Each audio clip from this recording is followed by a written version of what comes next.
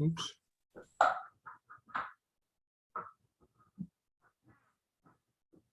So. Juan, did Nick say he could hear you? Yeah. Mike, can you hear Juan? Good. Yes, I can. It's going right. Thank you. Okay, I'd like to call the meeting to order. First order of business is the approval of the July 18th, 2022 IDA board minutes. You want me to take attendance? Oh, please. Chuck Barton, Here. Mike Weil, Here. Ginny Sullivan. Here. Juan Gonzalez, Present. Dan Bruno, Here. Nick Caimano. Where did Nick go? Nick? Nick, can you hear us? Oh, he's reconnecting. Nick, can you hear us? Yep. Okay, and Dave O'Brien. Here. We have a Okay. quorum. Thank you. Back to approval minutes. I need a motion to accept the minutes as mailed. I'll move it. Moved by Nick. Do I have a second? Second. Second by Mr. Barton. Any omissions or corrections? All in favor? Aye. Next order of business is approval of accounts payable. Can I have a motion to accept the accounts payable, please? Moved by Dan Bruno, second by Mike Wild. Do I have any questions or comments? I have one question. What is this First National Bank of Omaha? That's the credit card that we use for office supplies. Okay, Okay. Any other questions? Roll call, please. Chuck Barton, Yes. Mike Wild, Yes. Ginny Sullivan. Juan Gonzalez, Yes. Dan Bruno, Yes. Nick Caimano, yes. Dave O'Brien. Yes.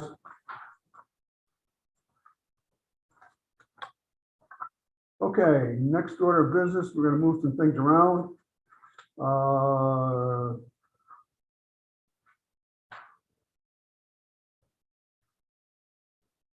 So either Terrence or Carson had some child thing they gotta get to, and I told them they'd be first.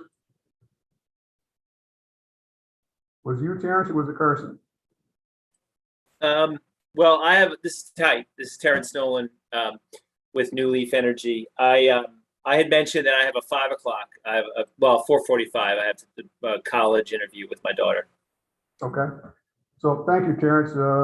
What I'd ask you to do is give a brief presentation on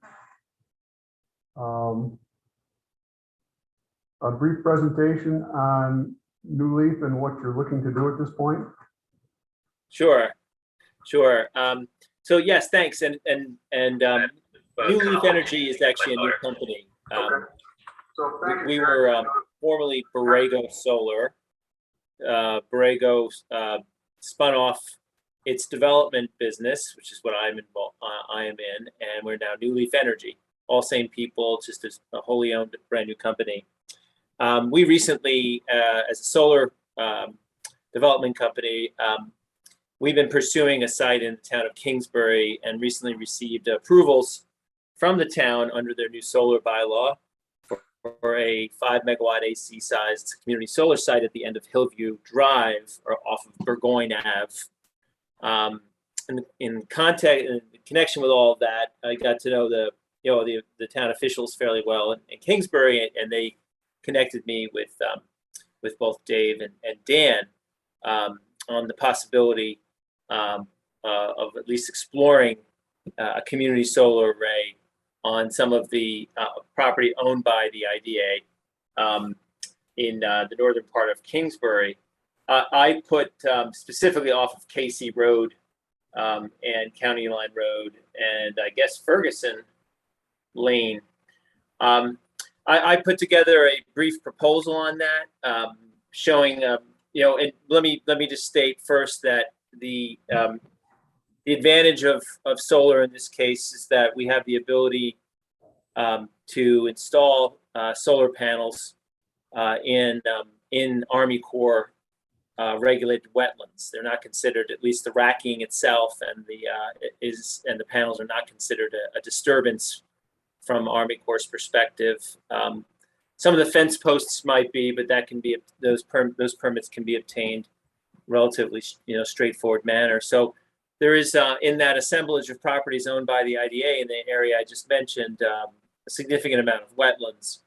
And so the concept to explore with the IDA is a solar lease on some portion of those parcels. I believe I did put together a proposal, and Dan, I'd mentioned this to Dave. I'd mentioned this to Dan that I have an updated sort of layout proposal that I was hoping to share, which I can do if I'm in a position to share my screen briefly. Is that something I can do, Dave, or no? Ask the control over here. She'll take care of it. Yes, I'm looking to. If I make them co-host, can you share? I can see. I can actually do it. I think by just clicking on the button at the bottom. Oh, yes, that's working. Okay. Okay, we see you- the map. Yes, Do you see this right here where my cursor is? Mhm. yes. Okay. So I'm just going to bring this over and show what parcels that I'm talking about in question. So these parcels identified as owned by the IDA, they're not the only ones. I gather you own additional ones over here, but this one in particular is fairly wet in the middle. And one of the earlier layout that I suggested was a little bit tricky for us. I'm suggesting a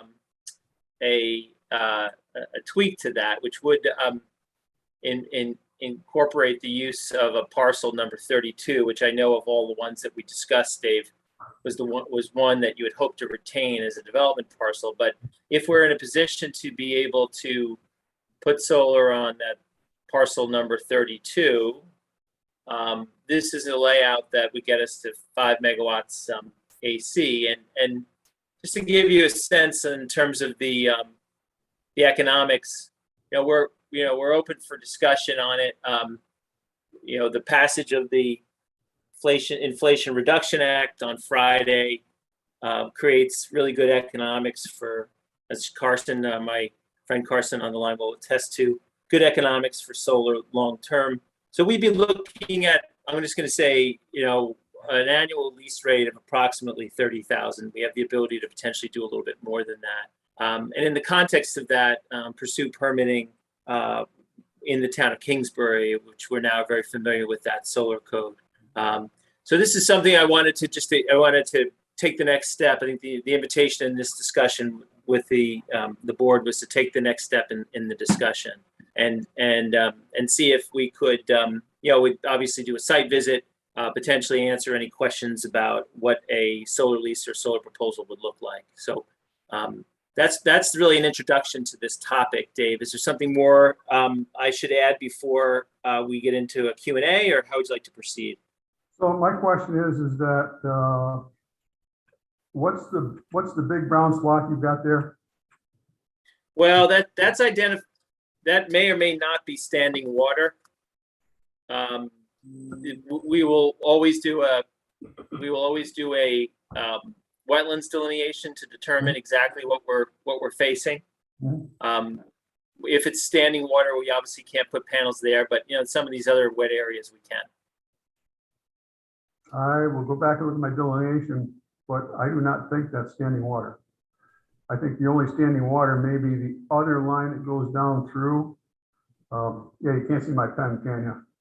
The one that goes horizontal and then drops vertical adjacent to the road, that is a culvert that goes down through there that's supposed to carry some of the water off there. I see. Okay, so, I mean, we can go look, but I was just over there, 2 weeks ago maybe, and I don't remember standing water there. As a matter of fact, I never remember standing water there, so look in there. So I guess my other question is, how many total acres are you looking for? We're looking for approximately 20 acres.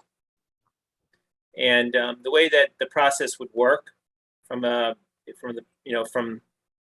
it's really a stepwise relationship. So first thing that happens is that we have a letter of intent that we propose that will include which I've already submitted a copy to you all, which will propose the rent and other key business terms of the lease. The typical lease length is 25 years with some renewal periods, 4 5-year renewal periods. The rent is paid on an annual basis in advance on each year.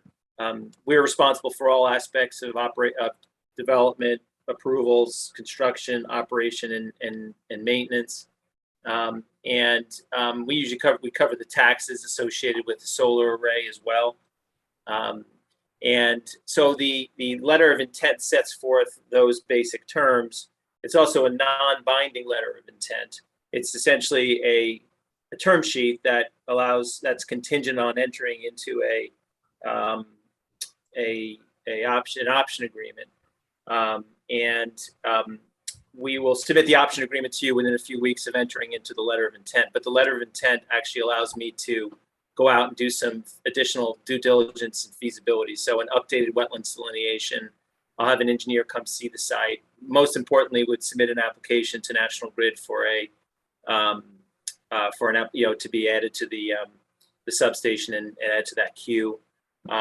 It's only then after being satisfied on the option and lease agreement, we would sign that, and then we pursue permitting. And that can take some months. In the town of Kingsbury, they're favorable to placing panels on wetlands.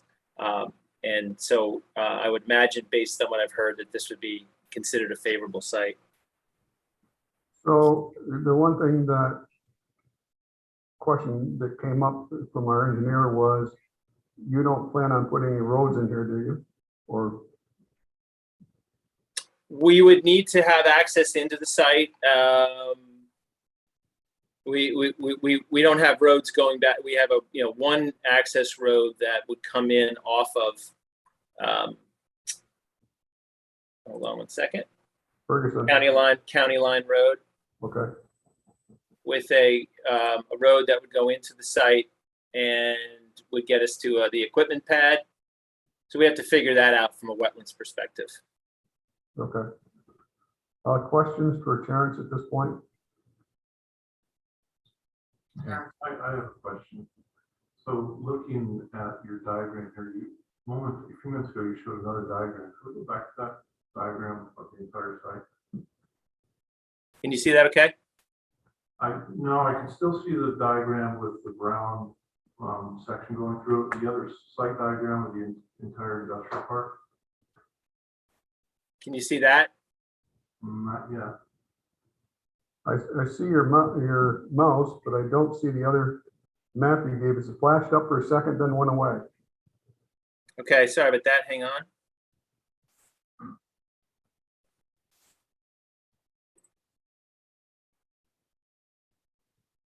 Okay, that's better. There we go. Okay, good. So I think that what we really need to do is have a conversation about the lots. I know, again, you can't see my mouse, but I can, is that there are several of these lots that are open. There's 2 that are partial, but they do also provide a good uplands for construction and building. So I think there's a conversation we have to have there. So those, if I look at it here, if you look at directly above RWS Manufacturing, I think those are lots 30, 31, then it's 32, 33, 34 in our numbers. So those 2 lots you're just getting over are the ones that have plenty of uplands there. But I think in a large part, a lot of the other properties, especially the one down above Roselle East, is wetlands also. So that might be a swap to look at, but I really think we need to have a conversation about the lots and where you want to go. Yeah. Before we get any farther. There's also some lots that are, keep on going. The other way, up in there. But I think Dan had a map showing the parcels that we get to take a look at. And maybe you want to have an offline conversation about those lots. Yeah, I'm happy to have a discussion about those. You know, yeah, I think the next step, you're right, is to nail down, even if we don't know the exact delineation of the site, nail down the lots that you think you're comfortable with us, you know, putting them on. Our recent delineation is completed in November. Oh, okay. I think you did you forwarded that to me, Dave, I believe, right? I did forward you the map to you, yeah. Okay.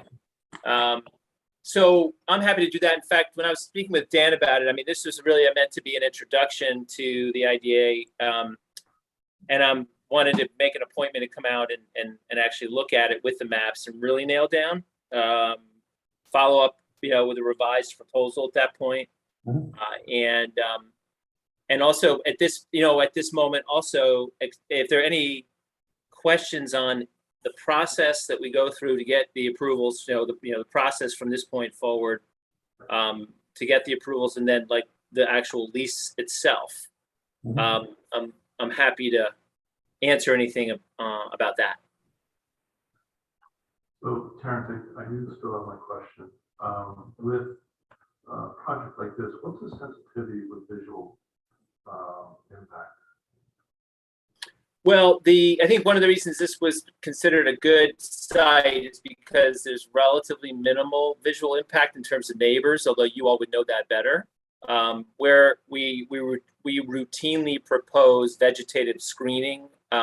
We typically do visual simulations to show what the site would look like with solar on it, and what it would look like if we then added screening to it.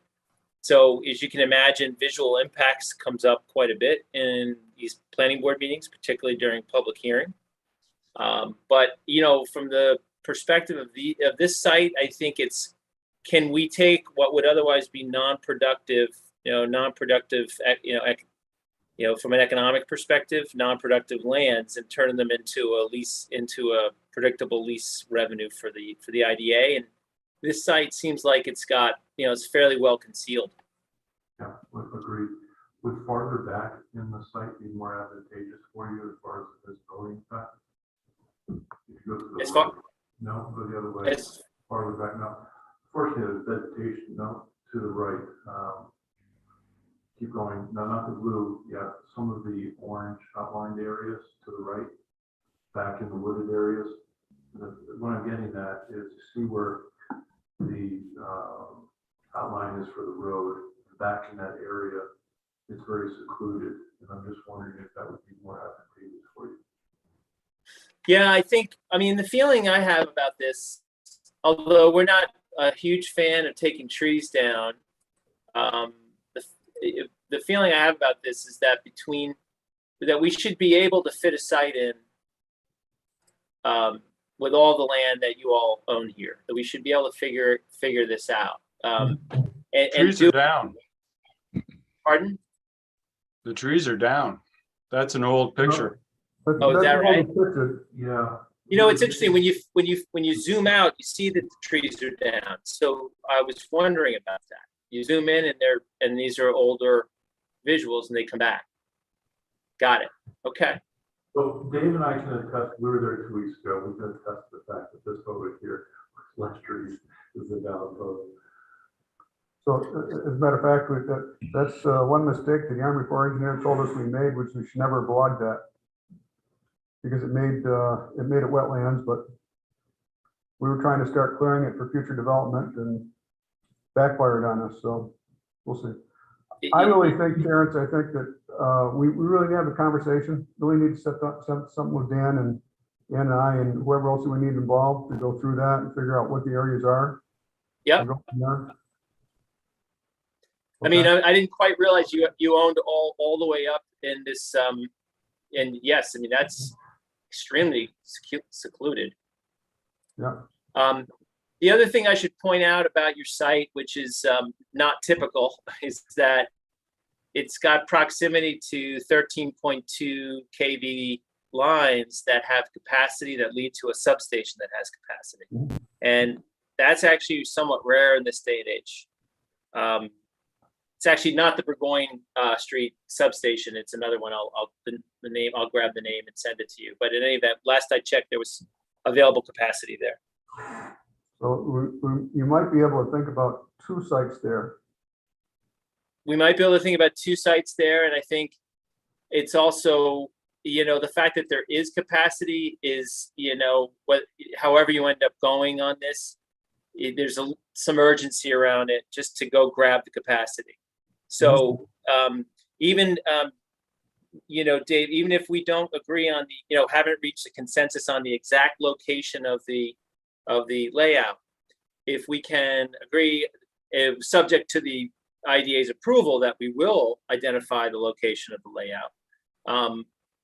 If we can go in and get the application into National Grid, we can reserve those megawatts before somebody else somewhere else in the broader substation area does that. So, I think we should have the meeting as you're suggesting, and I'll follow up immediately with some dates, maybe as early as next week to come out. But I think if you can get comfortable on some of the basic economic terms and then the location of the array being subject to your approval, then if you can get comfortable on then signing the LOI on that basis, we can then go in and grab the queue space.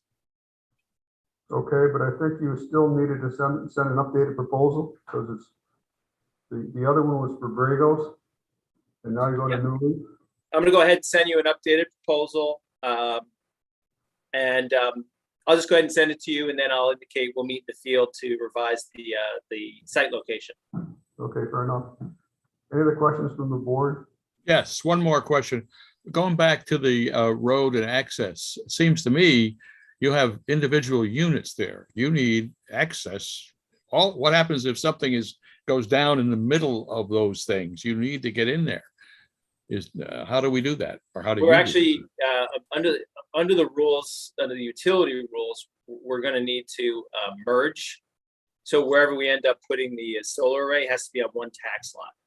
So we're going to end up having to merge whichever tax lots are involved into one tax lot.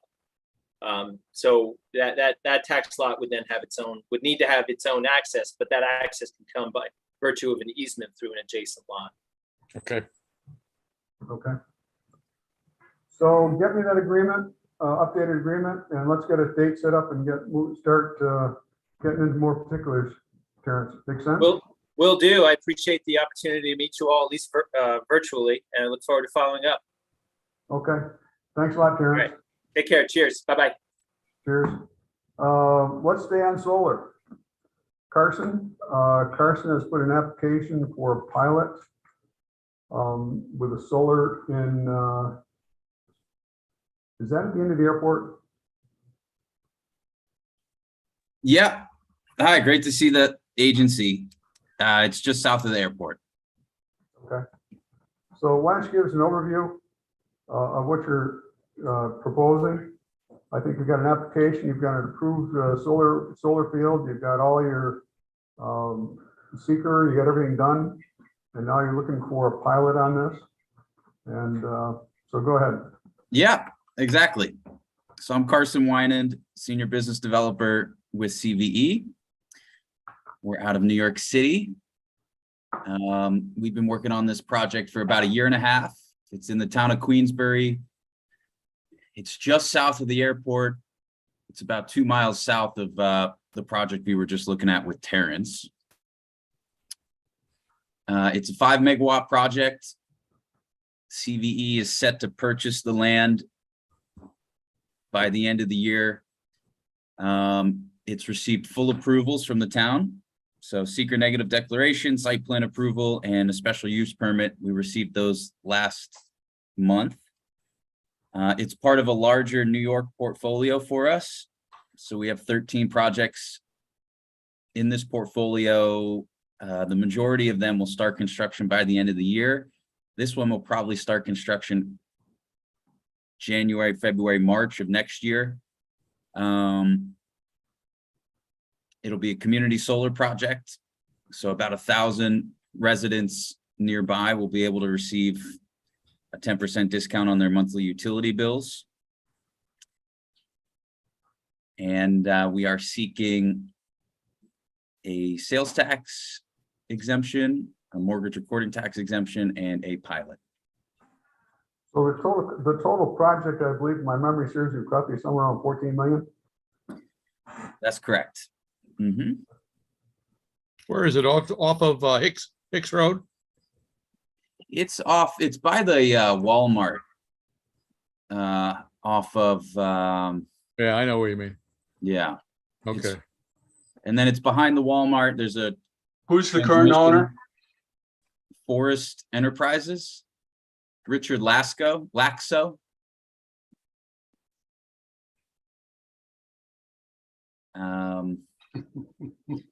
Yeah, so it's well removed from any public road or any homes. What about the ILS approach for the runway? Yeah, yep. So we've been in touch with the FAA. No issues there. And there's also an navigation easement. Yeah. And on the property that we've taken into consideration, and we're well beneath. Okay. Isn't there something legal going on with Warren County about that parcel? Not that I'm aware of, Hmm, not with our parcel. better check into it, yeah. Boom, him big chief. Should be careful. What do you think with Warren County? They might, what are you referring to? I don't know how much I can disclose, to tell you the truth. Okay. Does it have something to do with maybe like eminent domain, them taking it back for the airport, or? No, it doesn't. It has to do with the current owner. Okay. Is it over Clarify, price it was The lot. purchased for or something like that? Walmart's on the right, the lot is on the back, on the left. I don't know. So Carson, just to clarify, make sure we understand what property we're referring to. When you drive into the Walmart off of Quaker Road, you drive Yep. all the way back, the Walmart parking lot on the right, and I believe this lot is straight and to the left. And if you were to continue on that access road, you sort of bump right into the site, is that correct? Yeah. So you see the big white roof there? That's the No, Walmart You put your, there, okay. right there. And then there's the right of way, the transmission line right of way, and then that's the parcel. Yes. Yeah. And we'll extend the road. We also have site control over that access parcel, the triangular parcel just west of the Walmart. So we'll extend our access road across that parcel. It'll cross the right of way. We have rights to cross the right of way. And then the actual facility will be on that bigger parcel. So I think that it's surprising all your due diligence, you didn't come up with something like that. With that, but it's probably a good idea to take this offline. Yep. Yeah. I'd be happy to talk about what's going on with the owner in the county. Learn more about that. Okay. All right, subsequent to that, we also have a challenge with the school district. The school district opted out of what we call 47B, which means they don't want to do pilots. I think that we have two directions. We have, now it's three directions. We have three steps we have to take. The first is does the board want to entertain doing pilots for solar? The second thing is I would suggest a meeting with the school, with the IDA, with Carson, and with the school and any other party to talk about this. We do have Carson has come up with some suggestions to look at that the school might be It might be attractive at school. I don't want to put words in anyone's mouth, but I think that's the next step. My concern is while we could override the school, I think politically it's not a good move for us. Could reverberate someplace else. The third is to find out what this other issue is and find that. So that's my proposal, Carson. I hope we can set something up in the next week to start that process, and we'll reach out and get back to you. Okay. I think that importantly, I think the board needs to make a decision. Do we want to move forward with the pilot under the state guidance and state law and their own policy? We can adopt and do energy projects. But I think that we have sort of shied away in Washington County. Do we want to take the next step and do pilots? Solar's coming. No reason why we shouldn't benefit from solar. Certain point we may get overruled in terms of state saying do it or else. So we need to do that. So I'd like to have the discussion with the board. We think this is something we want to accept the application and begin investigating. Gotta settle the county stuff first, or nothing will happen.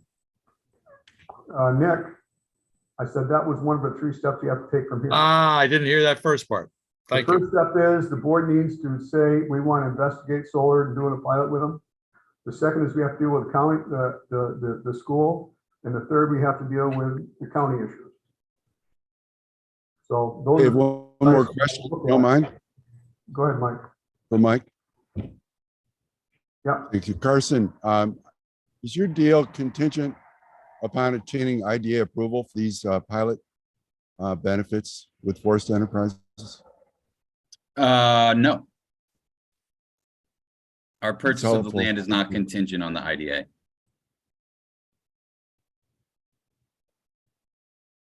However, one of your questions you answered on the application is that this project would not go through if they don't get pilot assistance.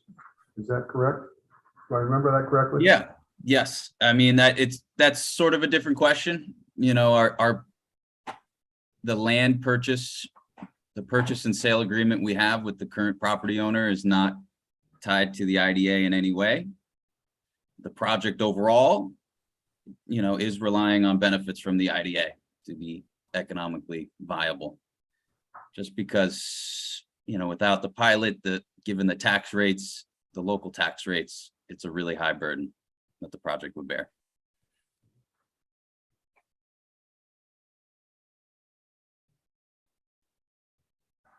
So the first thing we have to do is, does the IDA want to entertain and accept this application and start the process?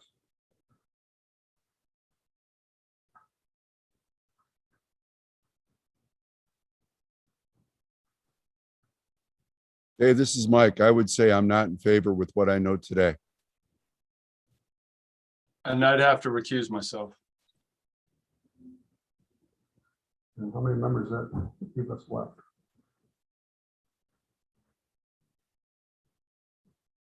Right? We have 6.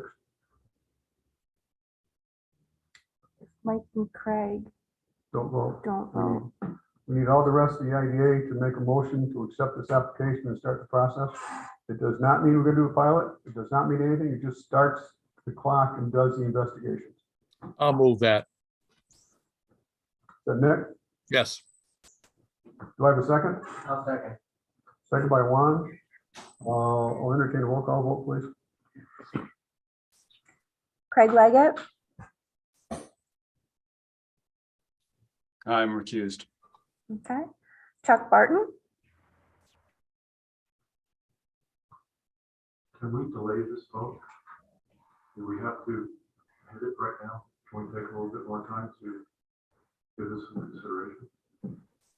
We can, but this starts the consideration. If we're going to say no to the application, then why are we going to invest time and effort to do something? I mean, this isn't this, the only decision point is do we invest time and energy? Is the board going to do that? Okay, I'll say yes. Mike Wild, I recuse myself. Ginny Sullivan. Juan Gonzalez, Yeah. Dan Bruno, I recuse myself. Dick Caimano, Yes. Dave O'Brien. Yes.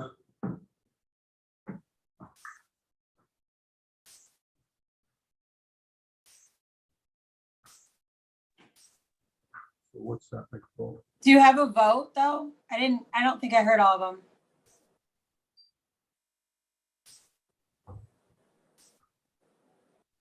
That was everybody. There, 5 people said yes. And there's 8 people there, right? Correct. Correct. Okay, so. Okay, The vote doesn't carry. Vote doesn't carry. No. Okay. I guess then the real next step is do we want to have an offline conversation and figure out what the issues are? We just narrow it down to one. I mean, this is complete news to me, so.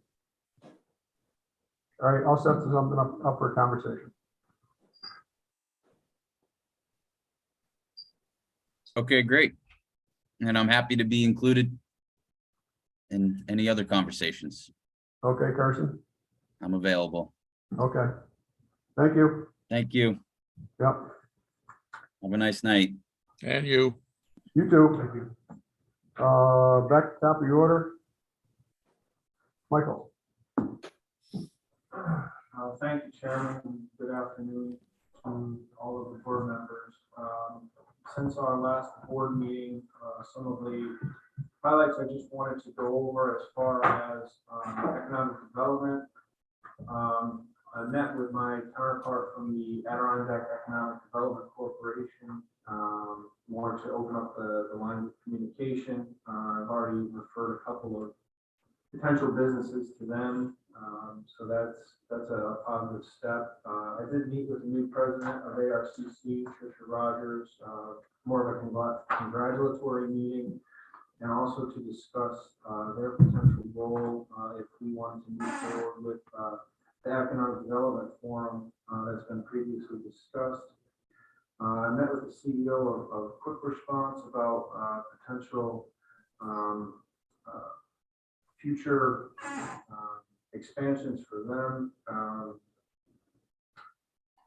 Along with Mr. Bruno, we gave a tour of the Canalside Park to representatives of the Department of State and the Northern Border Regional Commission. There were several of the representatives there as well. Just showing them the site, some of the thoughts and ideas that we have moving forward. I took a tour of Nettle Meadow Farm, met with the owner Sheila Flanagan about their future plans. I also met with 2 businesses in Washington County about expansion plans, Cambridge Pacific and ABK Artesian Water. They both are interested in partnering with the IDA moving forward. An update on our marketing plan. I actually was communicating with John Brock from BN today. When last I had updated the board, we had a client that was willing to do a positive testimonial on our behalf. The client is the Adirondack Winery. As you probably all know, their grand opening is tomorrow at 4 o'clock. They're going to shoot some Vivo footage there for the grand opening, and then they schedule an interview with the owners for August 23rd. And finally, just a quick update with Grasshopper Gardens. Mr. Bruno and I met with them 2 weeks ago to go over a couple of areas that we felt needed more attention to include with the original proposal. They agreed to spray some areas, and that happened last week. Next week, they are going to continue with cutting down trees and other vegetation in the areas that we discussed. I know they sent a second proposal for an area over back in the back part of the parcel by the rail house and the fence line. And that we should take care of the final areas as far as spraying the pesticide and herbicides for project outside.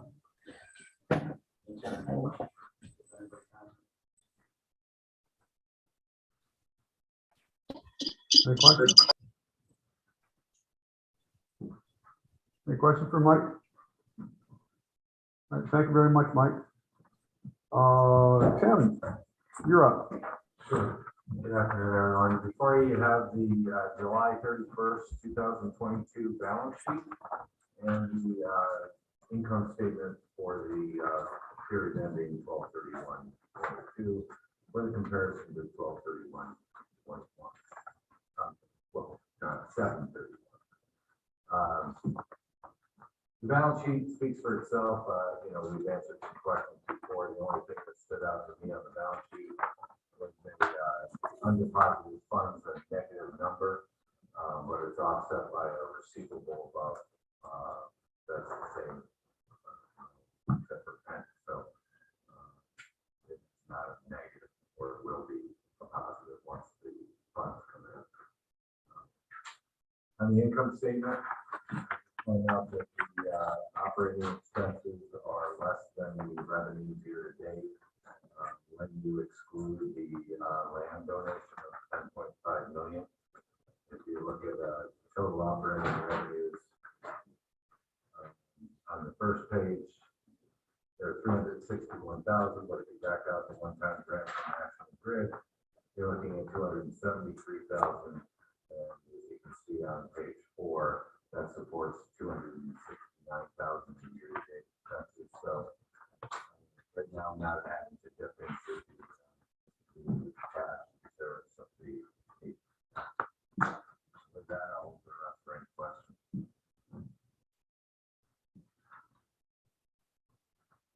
Any questions for Tim?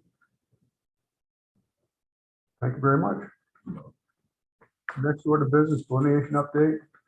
We're still waiting for approval of the parcel land on 4-5, that small little area.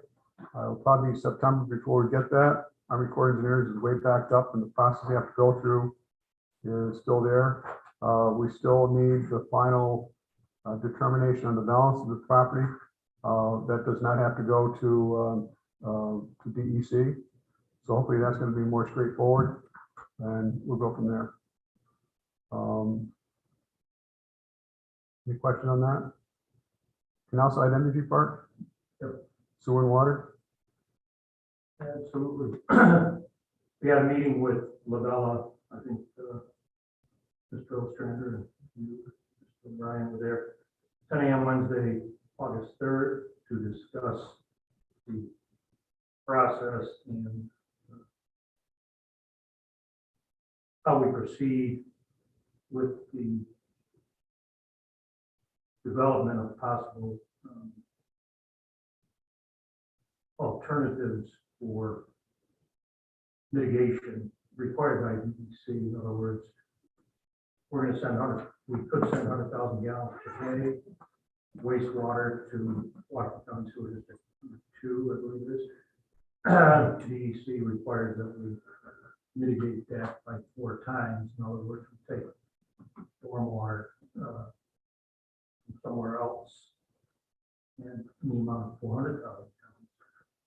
So looking at that, we discussed various areas. Also attending that meeting was Jason Deno and Joe Brilling and Beth. Can't remember her name. Beth Gillis. She was Champlain. What is that?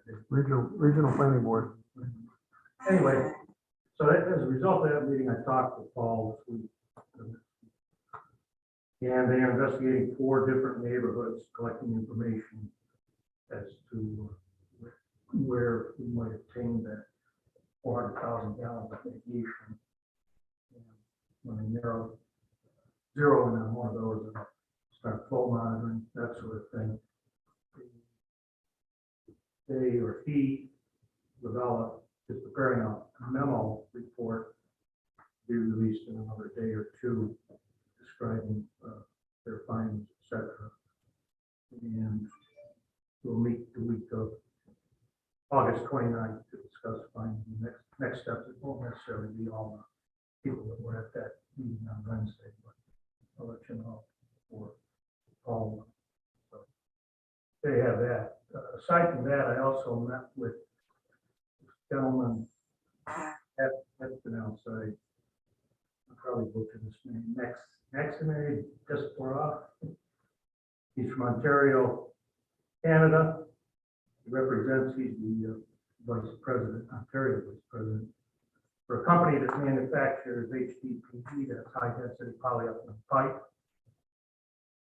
Some of you are probably familiar with ADS. They're one of the largest producer in the United States of that type of pipe. It's used primarily in stormwater management.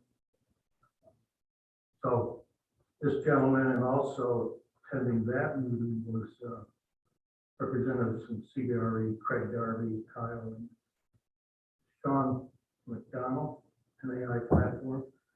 But they want to look at the site for possible location of a manufacturing plant in the United States. And they have a product which is I don't call it revolutionary, but it's a large size culvert, which their competitor here doesn't make at this point, because there are engineering challenges involved with that, given the nature of the material. So anyway, met with him and those people a week ago, but I haven't heard from him since, but he would go through, I guess, CBRE, their people we have as real estate marketers. Yeah. So anyway, it was a good meeting, but as I say, I haven't heard any word from that since. Any questions? Guess we're all set. PDA update, last time I heard PDA update was they expected to start construction in September. Their regulations that were, their approvals that needed from Public Service Commission expected to be on the agenda on August. That was pushed out. So again, they're looking to do something in September. They hope to send the agenda, and we'll go from there. So that's the only update I've got at this point. They're still looking at some lay down yards. Might as well cover that at the same time. I will, hopefully I can share my screen.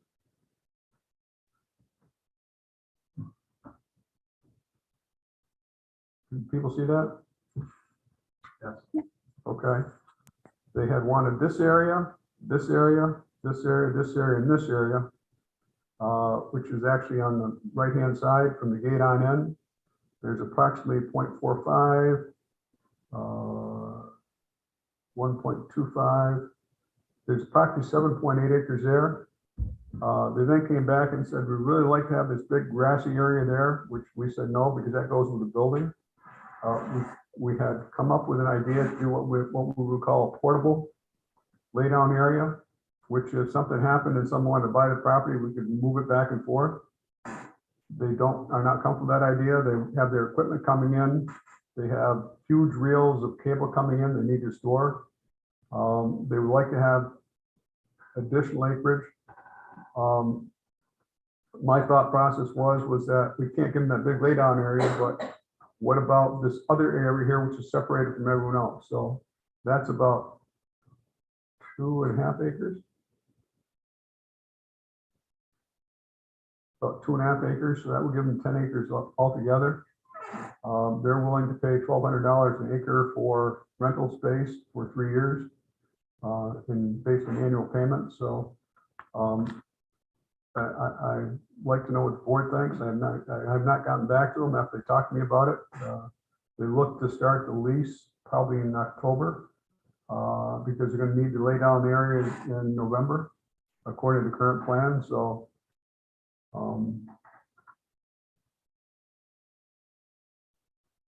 open up for discussion. Mr. Chairman. Yes, So that'd be about 42,000 over the 4 years. For 10 acres. 3 acres, 42,000, I think I got it more up to, well, I'll do the math in my head. I think it's $120,000 a year.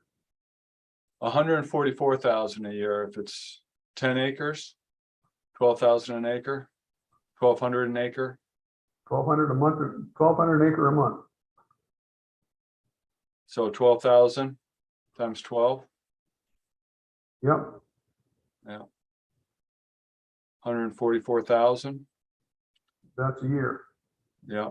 And then 400 and, or it'd be 542,000 or so. Yep, I think you got that right. Wow. 432,000 over 3 years.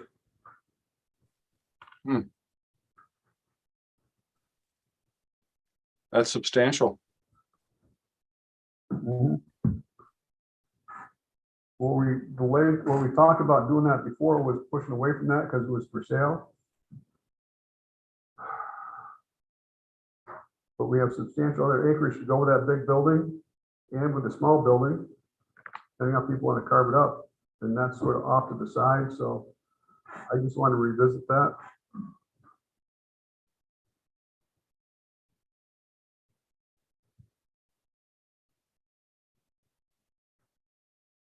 It's a kind of a bird in the hand or two in the bush decision. You're right.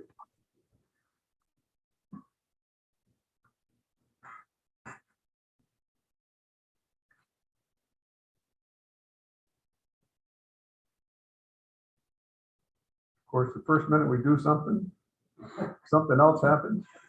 If we don't do anything, nothing happens sometimes, so. How does everything, how does what's remaining look, perspective wise?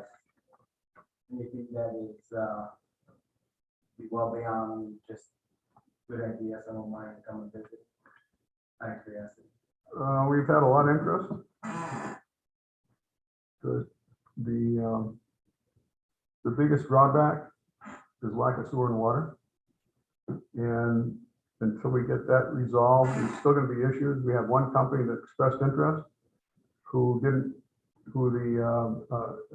lack of sewer didn't matter because they were able to handle their needs with septic. But then they have gotten back to us and said, we're not quite the right location for us. We're still debating it, so they're still looking around, so.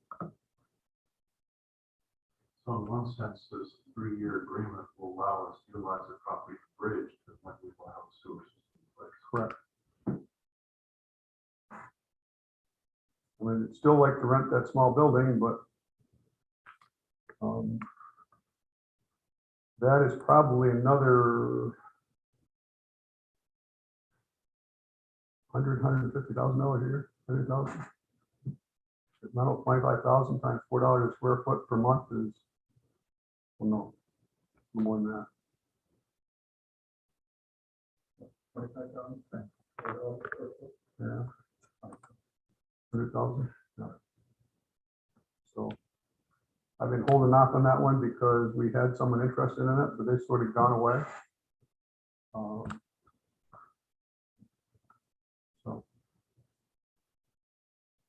Is a deal still in the mix?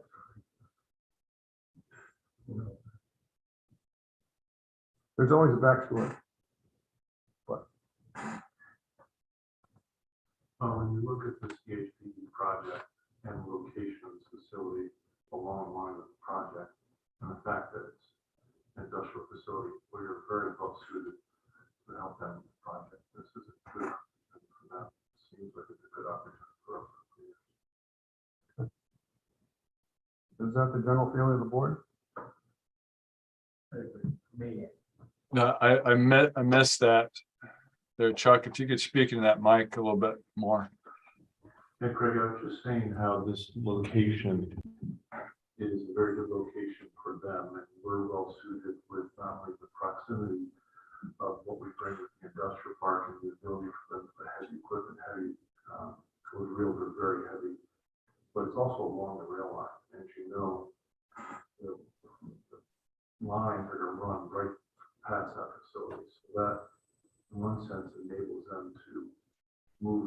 feet of rail if they want to. So it's just, I'm just commenting that this, they have ownership in a sense with CHPE. And by leasing this land, then we're furthering our relationship with them. And as talked about before, this project being 3 years is ideal, where meanwhile we work on the sewer system, and once the sewer system is in place, then have more marketable property. Thank you. Yes. Any opposition to it? Okay, I'll work with them. Thank you. That's all I had on that. CPHP lay down. Next item is bylaw changes. You reported some changes to the bylaws. Marked up. Any questions on those?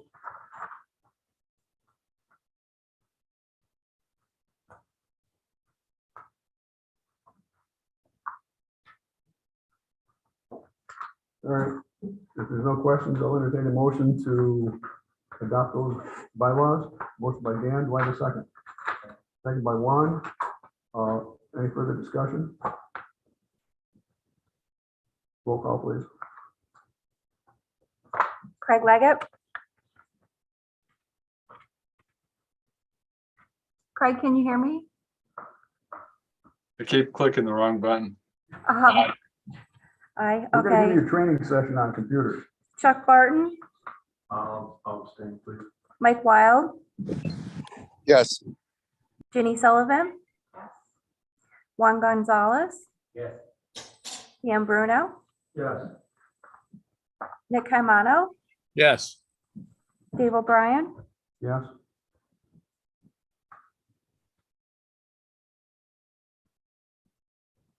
Carried. Next item of business with the loss of our secretary treasurer. We need a secretary treasurer. I've talked to Brian Campbell, who would be willing to serve for the balance of the year. In terms of that, he didn't think he could do it more than that, but just to get to a transition point with the with changes in the board, I would like to entertain a motion that someone nominate Brian for the secretary. I'll do it. Nick, second by Dan Bruno. Any further nominations or questions? All in favor? Aye. Aye. Carried. Next is Morcon. Morcon, we have amending resolution in terms of the inducement resolution. And basically what it puts into print is the pilot we're offering them. So they have the ability to take this to the bank. This is the final approval we need. We have to wait for the complete the secret process with the planning board, which should be on September 8th. But this allows them to go to their finance institute, say, hey, listen, this is what our performance can look like because we already got these benefits approved by the IDA pending the secret. So that was a question on that. That was the reason for this resolution. And then after their board meeting, after the planning board meeting, we'll have the final approval. So could I have someone introduce this resolution for adoption, please? Go ahead. Nick, do I have a second? Second. Second by Chuck. Any further discussion? I think we need roll call on this. Craig Leggett, Aye. Chuck Barton, Yes. Mike Wild,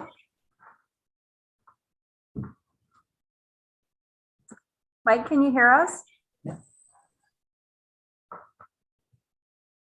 Okay, moving on, Ginny Sullivan. Yes. Juan Gonzalez, Yes.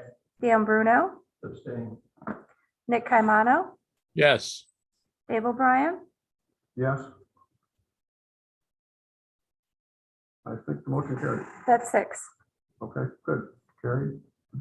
Next item on the agenda is did that. Ally has something on here for the independent auditor. Oh, yes. For the past 3 years, we've been using WDR as our independent auditor for the IDA. And not only are we unable to do more than 3 consecutive years with an independent auditor? But Mr. Combs did call and say that WDR is no longer doing government agencies. So those four, we definitely have to pick a different independent auditor for 2022. And I'm wondering, does anybody have any suggestions? I'll be setting up an RFP. But I don't know who you all would like for me to contact.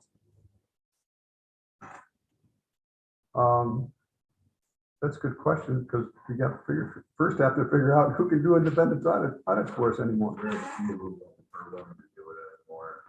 Joe Vera, fire company. Okay.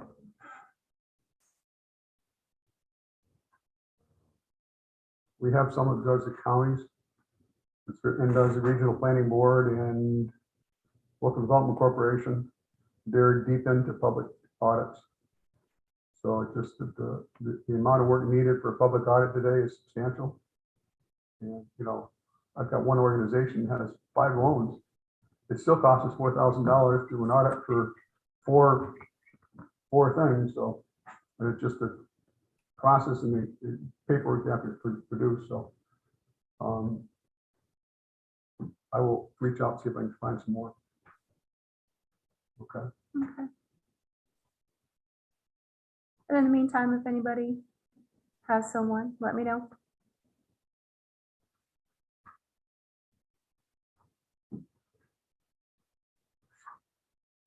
Okay, we will need an executive session, talk about the payoff and personnel matters.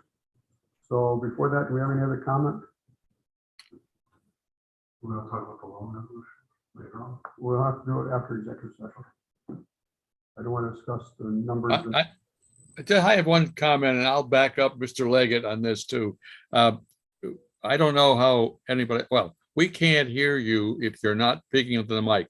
The only person we can, Dave, we can hear you fine. But everybody else is too far back from those mics, and we can't hardly hear you at all. Dave or Craig, do you agree with me? I agree. And so does Kara. We need to you need to have the mics up to you. Those mics are terrible for us. Okay. Thank Noted. you. Yes. Thank you. Just a question on the filed or unfiled mortgage that got fixed in the resolution, correct? Yes. Thank you. So no other business. I'll entertain a motion to go to executive session. Move. Moved by Nick. Do I have a second? Dan Bruno and Juan.